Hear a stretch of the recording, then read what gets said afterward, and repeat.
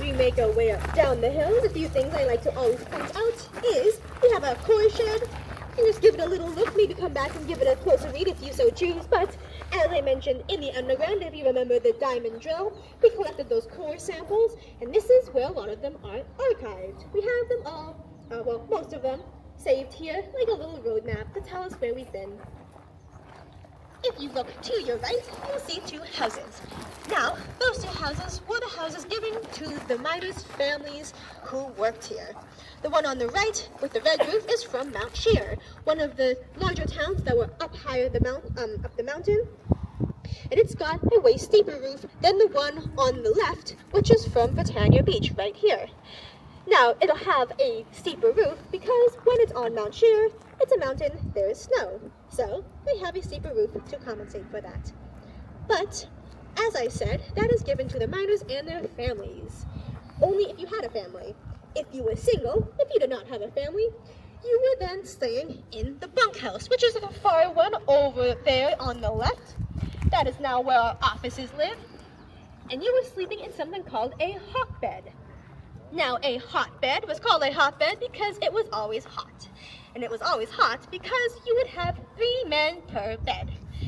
Because you had 3 shifts. So, when you were done your shift, you would head on down, tap your buddy on the shoulder, let him know that you are done your shift and he should get up and get ready for his shift. He would get up and you would climb on in. Always hot, always full, seldom cleaned. So, I would say pretty good motivator to get married, but at least it was cheap. If we will continue along the way, we'll see the mill building in all of its glory.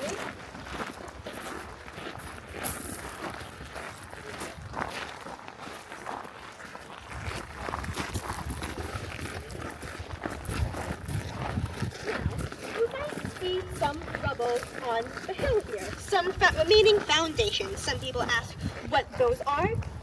That is the remains of the previous mill that was here. So this mill is specifically called mill number 3. Now 3 is self-explanatory. It's the third one. It means that there was 2 before it. What happened to mill number 1 and 2? Well, mill number 1 was located where we all boarded the train. Where that train pavilion was, where all those stairs are, mill number 1 was built along that area on the hill. It was our starter mill, our beginner mill, built when the mine first opened, and it was small and inefficient and couldn't take all that much material. So we wanted to upgrade. Just like all of our machinery we saw today, we upgraded. We wanted to make more money. So we built mill number 2. Mill number 2 was located right here where you can see its remaining foundations, and it was bigger and better, way more efficient, way better at making money, and so much more efficient that mill number 1 was obsolete, so we just tore it down. Unfortunately, mill number 2, despite being bigger and better, had a fatal flaw of being built out of wood. And so, only 6 years after it was built in 1921, only 6 years, it was built in 1916, and in 1921, if my math works, that's how math works, no? Yeah. In 1921, mill number 2 burned down due to a mysterious fire. Luckily, no one was around, so no one got hurt, but because no one was around, it burned down completely. So, we had no mill. We had to build a mill so we could continue making money. That led to the construction of mill number 3. Mill number 3 was built in a quick 18 months. Completed in 1923, this mill was bigger and better and made out of non-flammable materials like steel and concrete. It brought Britannia all the way through its heyday till we closed in 1974 and was one of the largest and most efficient gravity-fed mills here in North America. It's also one of the last standing. And it is the historical site of the mine here. So, if you will follow me, we're going to make our way into the historical site and take a nice little look around.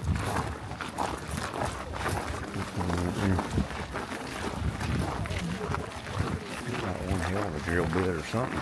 I don't know what that is.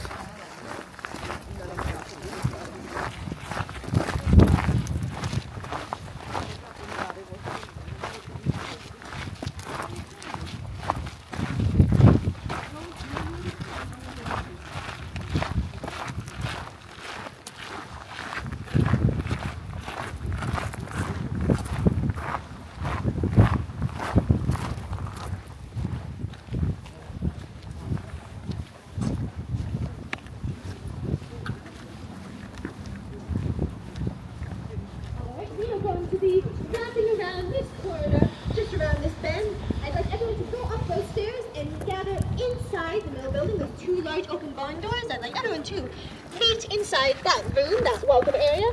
I will meet you in just a minute.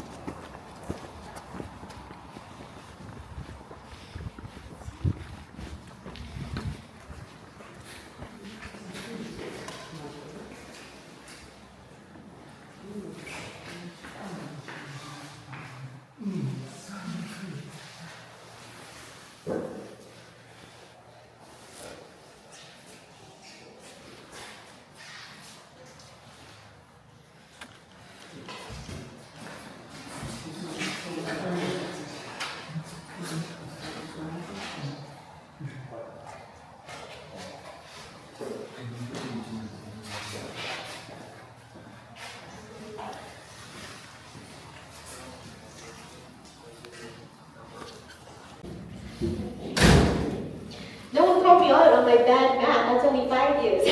My bad math was constructed in 1915 and then burned down in 1921, so 6 years. So, welcome to mill number 3. So, what is a mill? What does a mill do? Well, if you recall, we just finished our time in the underground. We collected all of that muck, all of that copper ore. We need to send that copper ore here to the mill so we can separate the chalcopyrite that we want. It would go into the top, make its way down the bottom, through every single level, and just like a water filter, by the time it gets to the bottom, you're left with the chalcopyrite and any other minerals that you want to collect at the bottom, removing all the unwanted rock. But I've talked enough right at you guys for today, so I'll now open these doors, let you walk around the 3 large platforms we have. We're setting up for an event later this week, so there's going to be some stuff there. Just ignore them. Just walk around, take lots of photos. It's a cool space. And once we're done, I'd like everyone to gather in the far left corner, and that's where we'll be doing our boom show. So, with all that said, welcome to mill number 3.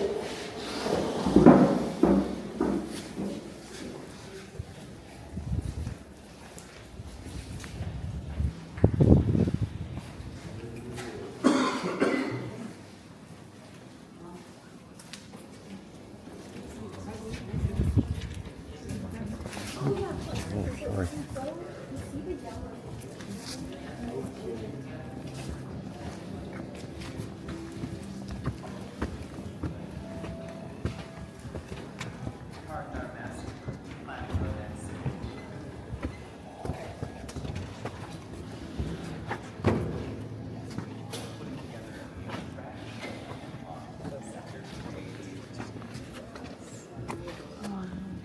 World's first mining-themed drag show.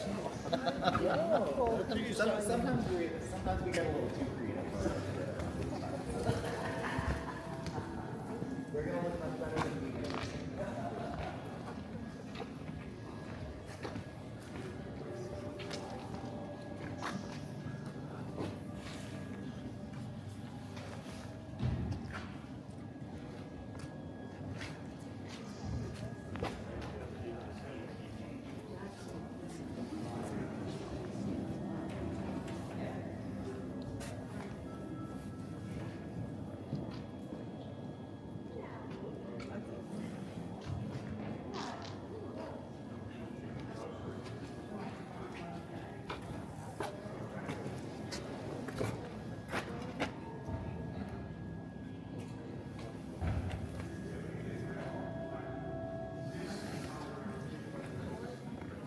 Doesn't look like a whole lot like a mill anymore.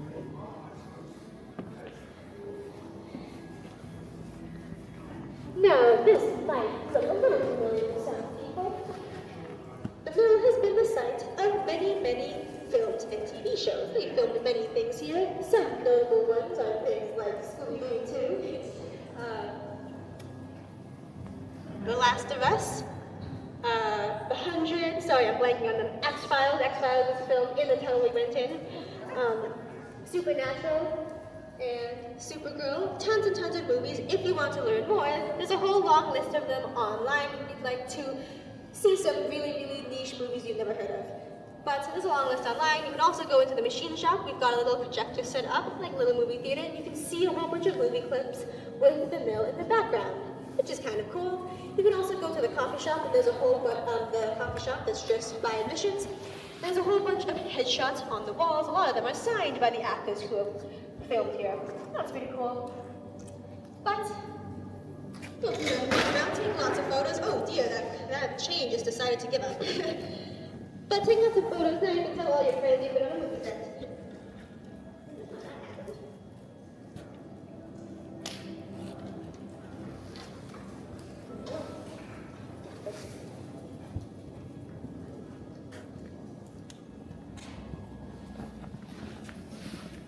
Was this always an empty space? No, there used to be machinery on here.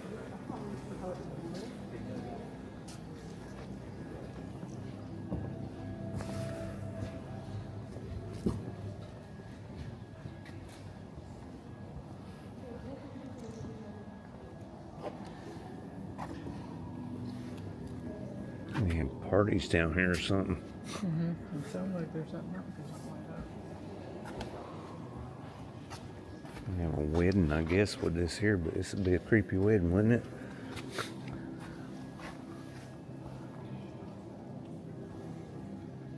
Yeah, I can. Stalactites?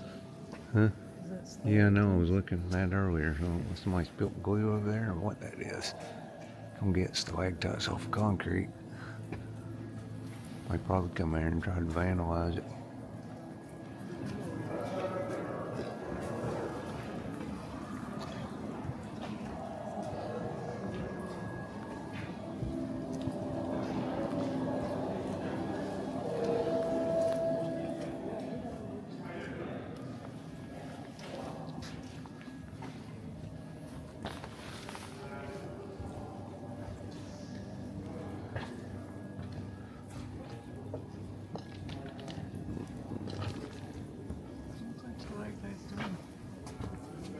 It's stalactites and glue or something. You're not gonna get stalag. Well, I guess it could be the minerals dripping off of that, I guess. Yeah. If it gets cold enough in here. Or the rock is cold enough.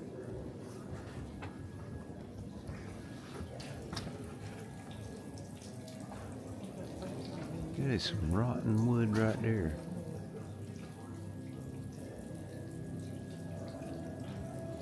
Rotten that wood over there is. Hey, look how rotten that wood is. Yeah, I was looking at that. Calling us. Yeah, it's a rope pipe.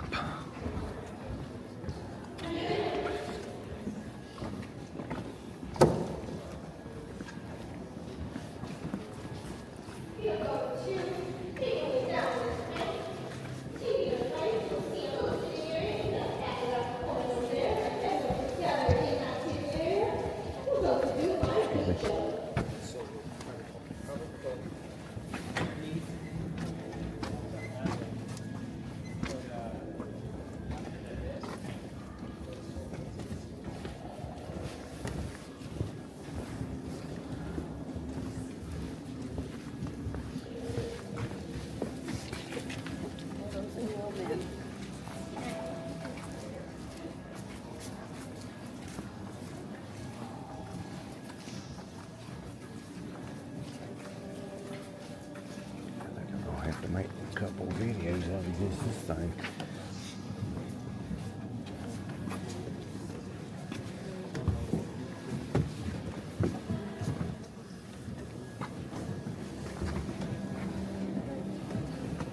Good.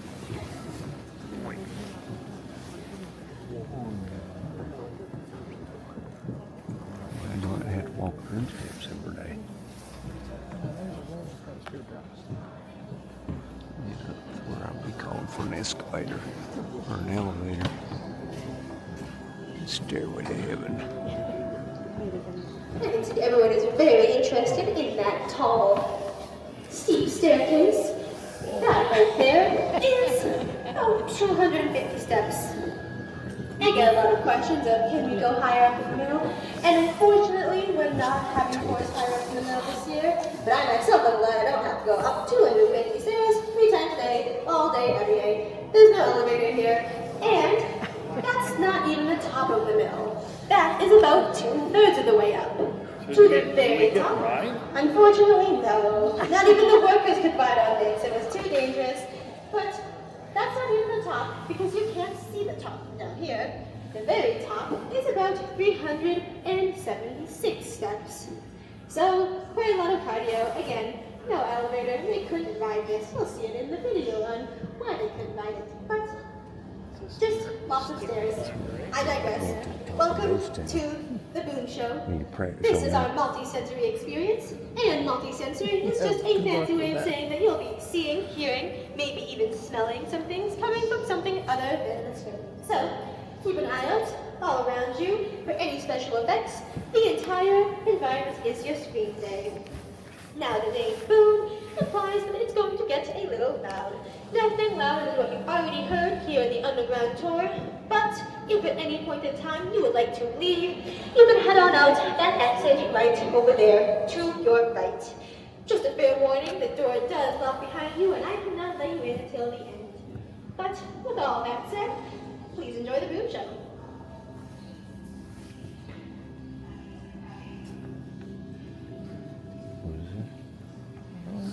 Some kind of boom show. Something about special effects and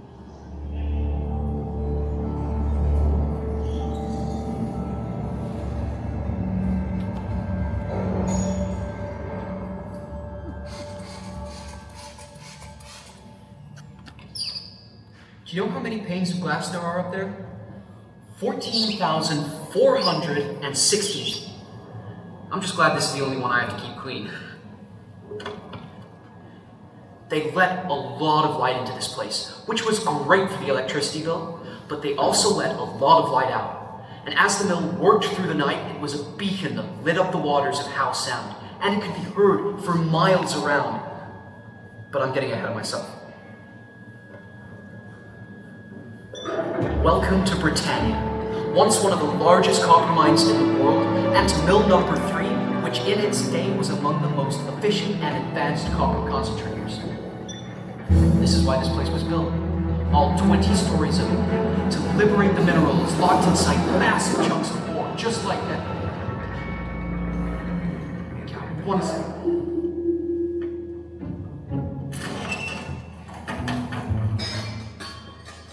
I'm so sorry you had to see this. We've got a much bigger rock on order.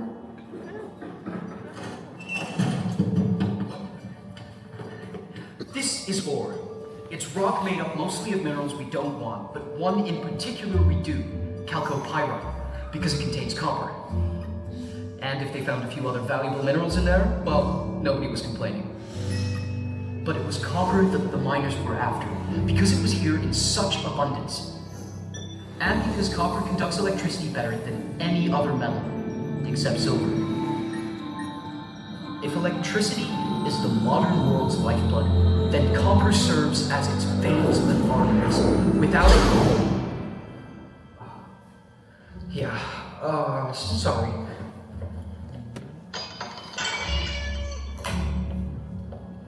Well, I guess you get the point. In its day, this mill ranked among the best at coaxing those copper minerals out of the rock. And that efficiency was built right into the design of this building. Each step in the concentration process was located one level below the step before, so that gravity was always helping to move the heavy ore along. And it took a lot of ore to get a little copper. But over the years, the engineers in Britannia got better and better at it. By the time the mill closed, they were extracting 97% of all the copper in the ore. In all, Britannia produced 1.3 billion pounds of refined copper. That's the same weight as 43,000 school buses. That's empty school buses. So, how did they do it? How did they actually get the copper from the rock? I thought you'd never ask me. Let me show you.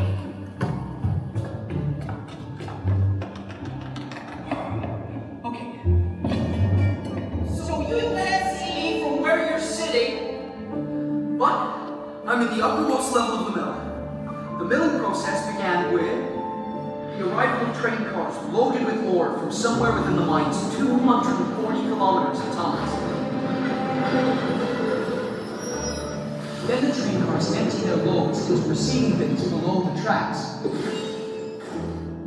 The first task was to break up the large chunks of ore in a process known as crushing. Where do they come up with these technical terms? Although it appears empty today, the crushing level was once filled with large machines. The first was called a jaw crusher, which is pretty much how it sounds. It's a set of jaws like a giant nutcracker. It breaks the larger bits of rock down into smaller pieces, about the size of a softball. All the ore was then sent to a second machine called a cone crusher. Like a giant pepper mill, it crunches up the softballs into even smaller pieces, about grape size. And from here, conveyor belts carried the crushed ore to the grinding mills. This is where the rock went into large rotating drums, filled with either steel rods or balls like this one. It's always heavier than I remember. The balls tumbled around inside the drums and smashed the rock into even smaller pieces. From there, we go to secondary grinding. Now mixed with water, the ore was washed into more ball mills. And as you can see, there were a lot of them. On several levels! The ore was then eventually ground down to the consistency of fine sand and water. But now all the different mineral grains in that muddy slurry had to be sorted out. And this is where it gets really interesting. They actually found a way to get rock to float. Well, some of it anyway. In flotation, the ground up rock and water mixture was poured into troughs. Certain aromatic oils were added. Here at Britannia, they like to use pine oil. Then, air was pumped to the bottom of the troughs to create bubbles. As the air bubbles rose through the liquid, the bits of copper mineral clung to them and were drawn to the surface, while the other minerals just sank to the bottom. The copper-rich bubbles remained in a froth at the surface where they could be skimmed off. This bubbling mixture often filled the mill with the scent of pine oil. The fourth stage, dewatering, happened right over there. The froth was piped into large wooden thickening tanks where this time the copper minerals settled to the bottom. This muddy mixture would then be piped into vats where the water was sucked out through canvas filters, leaving a sort of mineral cake behind called copper concentrate. But not the sort of cake you want to put a candle in, because this is how it looked. This is what was sent to the smelters to be refined into pure copper metal. So that's the process. That's how mill number 3 turned rock into copper concentrate. And that's still pretty much how we process minerals today to get the metals that we use in our everyday lives. But you know, this mill was also the pulse of a community. For the townspeople of Britannia Beach, the mechanical thunder coming from this building day and night must have been strangely comforting. Because if they heard those booming sounds, they knew the economy was booming, the mine was producing, and there'd be a paycheck to support their families. Of course, here inside the mill, it was a very different story. It was sometimes so noisy that the workers could barely hear themselves think. I wish there was some way of showing you just how really loud it was in here. Wait, stay with me. I'm gonna try something here.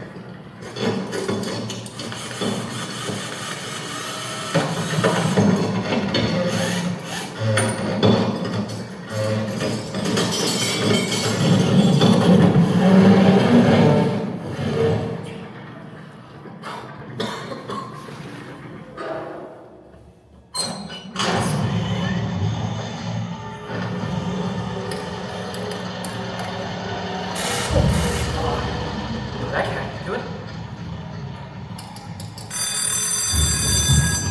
Okay, so the skip. The skip is a kind of sloping freight elevator used to carry the heavy equipment up to all the various levels. But workers riding it, that was absolutely forbidden. It was just too dangerous. Even empty, the skip weighs 3 tons. 15 tons with a full load. Imagine it would break free. anything in his path, like right where you're sitting now. Well, fortunately, that never happened.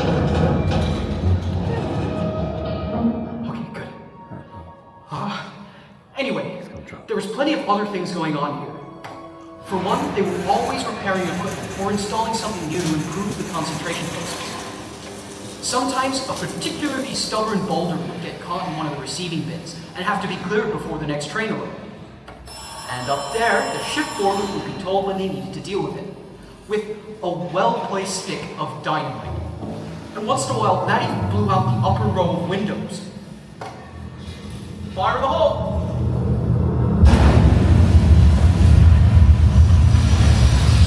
Okay, that's got it. And here comes the ore train.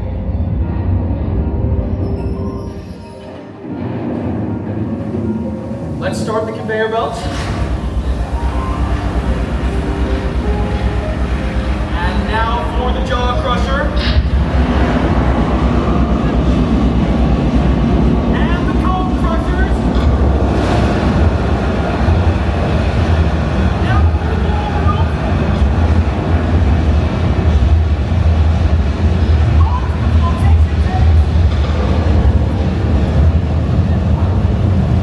Keep watering.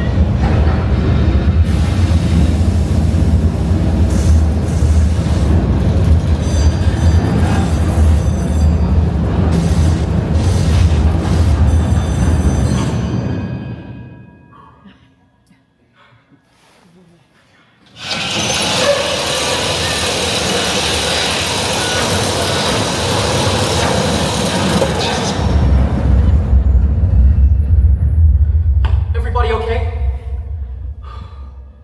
How about we just keep that last part between us? Okay? Okay. So, on November 1st, 1974, they shut down Britannia Mine and mill number 3 fell silent. Gone too was the beacon that had shone each night over Howe Sound. For the community that had always been there to serve the mine, the darkness and silence must have been strangely disquieting. You know what? I'm gonna leave you with the words of a longtime Britannia resident who put it much better than I ever could. Can I tell you the first time it really struck me that this place was gone? They decided in '74 to shut it down because it was costing too much to get the ore out and it wasn't profitable. One day I went to Squamish grocery shopping, and when I came back, the mill, the concentrator, was dark. And I sat up on the bluff and I couldn't come home because I was crying so hard. It was the saddest thing. I'd never seen the mill building without lights in it. And that's when I knew it was over after being here for so many years. So the people had to move on. But the building itself remains, a testament to all who lived and worked here. And today it's a National Historic Site. So I hope next time you're driving by, you might have a better understanding of what happened inside this amazing old building leaning against the mountainside. But not everything that happened, because some of that stays between us, right? Thanks for coming.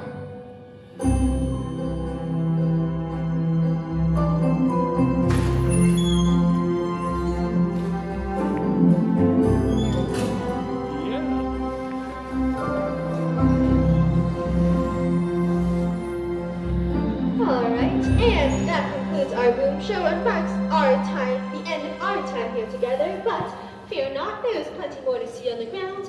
If you would like to learn a bit more about the environmental impact that the mine had here at Howe Sound, you can learn more about that in the Terror Lab. If you want to learn a bit more about the culture and the everyday lives of the miners who lived here in the mine's heyday, you can learn more about that in the Yellow Administration Building. If you want to do a little bit of mining yourselves, maybe take a little something home with you, there's gold panning in the center of the courtyard. Anything you find, you can keep. You can take home. It's a great time. Everyone loves it. Yes, just like that. You can keep that one too. And if you want to learn a bit about the indigenous peoples and all what they have to say about all of this, there's a little kiosk just on the outskirts of the ground, just outside the coffee shop. So you can walk over there, give that a little read. It's short and sweet. But with all that said, enjoy the rest of your time here at Britannia. Thank you for joining me. Once again, my name is Kaylin. We have some surveys we'd like to ask you guys to fill out. Let us know what you liked, what you didn't like, your favorite parts, any concerns, any improvements. We love to optimize your experience for the future guests coming. So let us know. But once again, thanks for coming. Hope you enjoyed. My name is Kaylin, but if you didn't enjoy it, then my name is Sarah. Thank you for coming.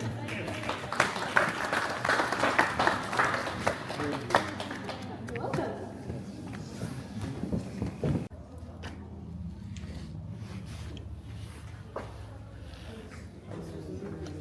What?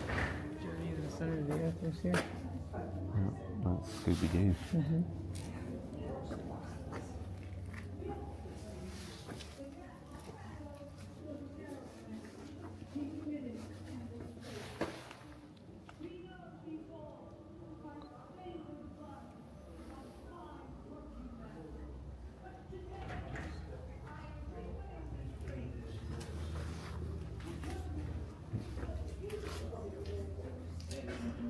Dollar.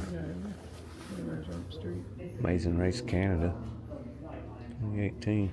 Pulverized. Outer Limits. X-Files. Stargate. Cobra. The Crow.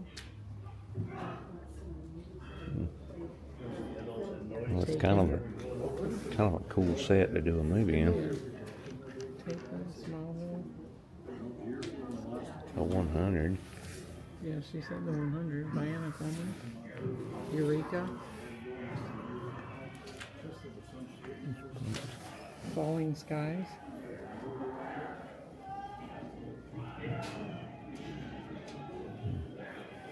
Nancy Drew. Goosebumps. 6.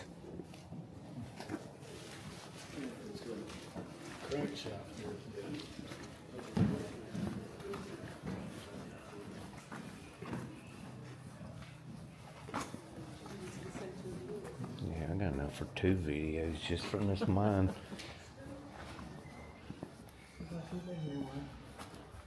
Huh? Feels like you've been here a while. Well, that I won't have to eat it. It's an ambulance.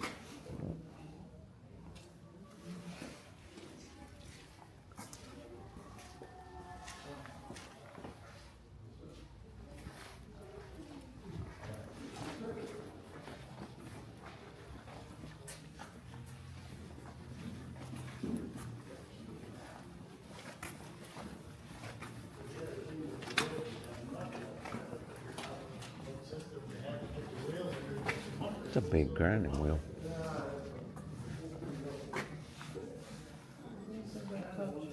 It's a huge grinding wheel. Huh. I didn't see that part. You can't walk by a grinder and not touch it.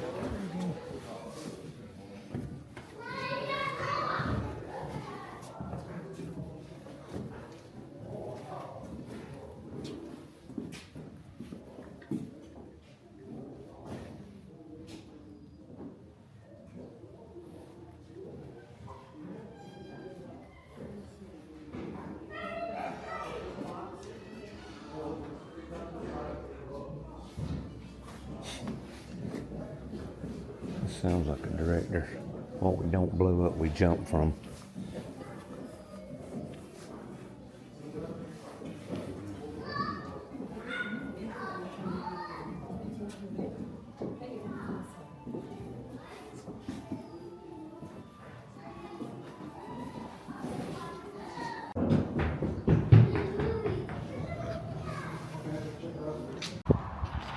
I think I found me a truck to deal with Atlanta traffic, y'all. Check this out.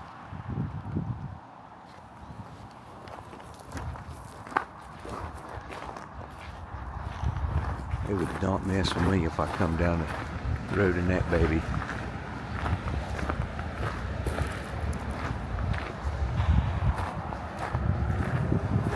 It's like the tire's got a little wear on it. Here, get a picture of me in front of this truck if I can get over here by this wheel holder.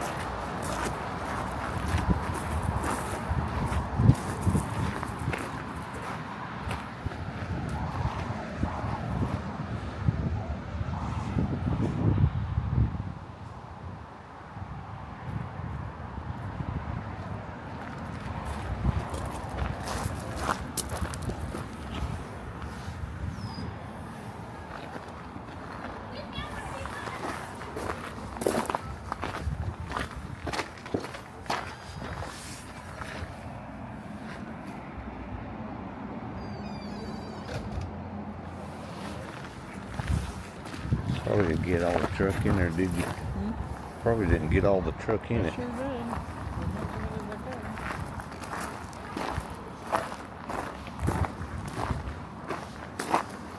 Look at the hydraulic pistons on that, how big they are. These aren't as big as the trucks that they use on Gold Rush, is it?